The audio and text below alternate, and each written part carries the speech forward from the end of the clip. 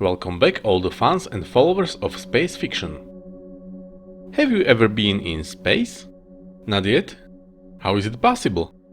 One available option is a suborbital flight on Blue Origin's new Shepard rocket. In principle, this is a very simple system.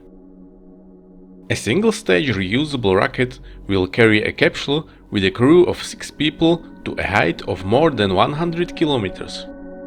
And while the rocket lands using its own engine, the capsule lands pretty slowly using parachutes.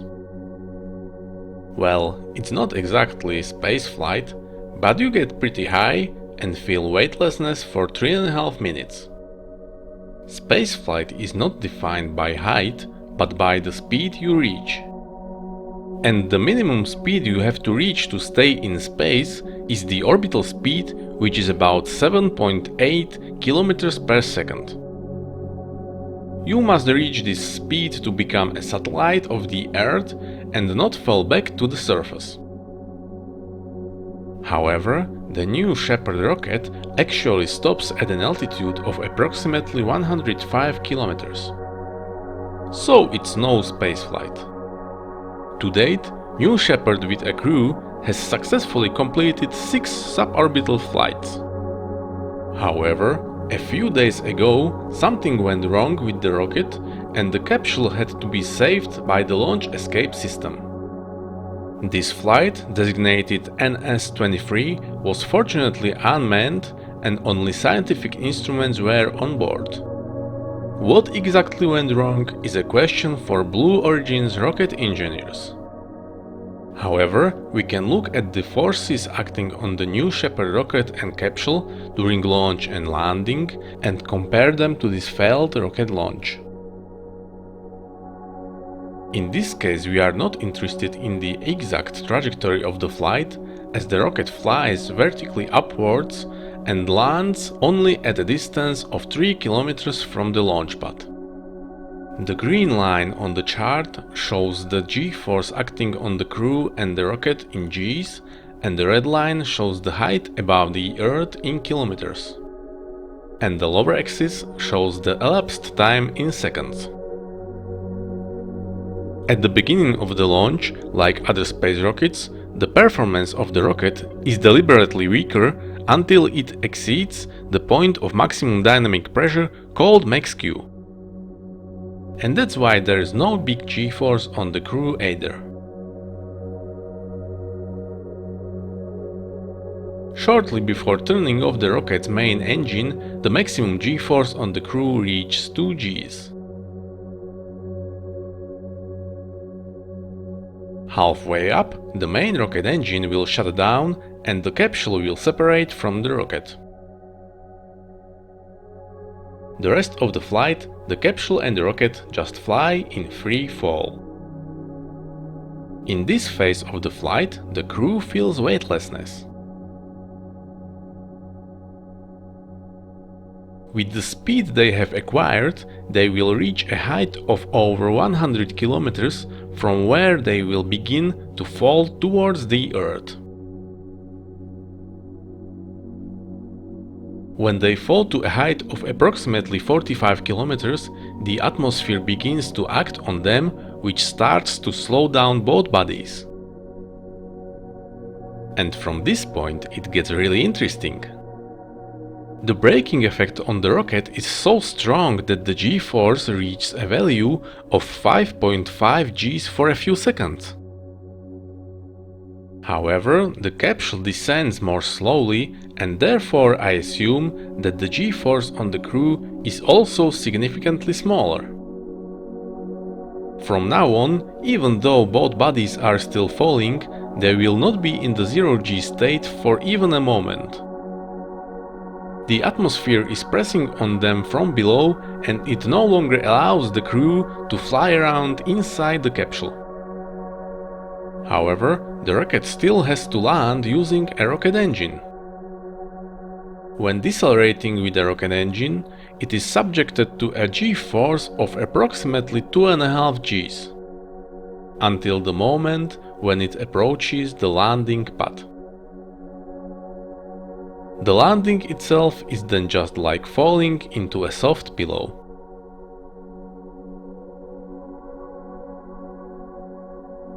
However, the capsule is still at a height of more than 5 kilometers above the Earth and is constantly falling towards the Earth at a speed of around 350 kilometers per hour.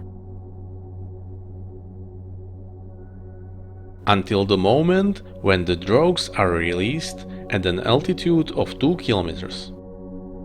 These will cause a short g-force of 1 g and slow the capsule down to 220 km per hour. Subsequently, at the height of 1 km, the main parachutes are released, which slow the fall of the capsule down to only 25 km per hour. Deploying the main parachutes will create g-force of around 2 g's for a short time.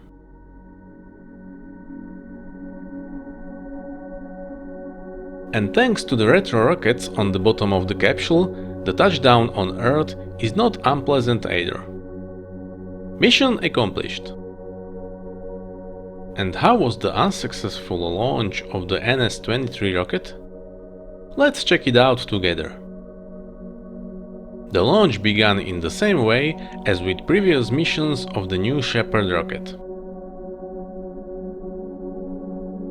The problem arose when the rocket was supposed to pass the point of the maximum dynamic pressure max Q. The launch escape system caused an immediate acceleration of the capsule, which briefly reached a value of almost 3 Gs.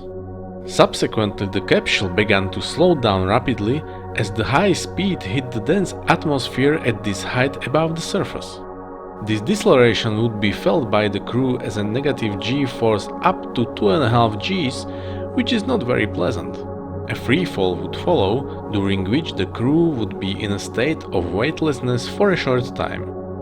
But even here the capsule would again encounter a dense atmosphere, which would stop the capsule's acceleration completely, and the crew would feel the standard value of gravity again.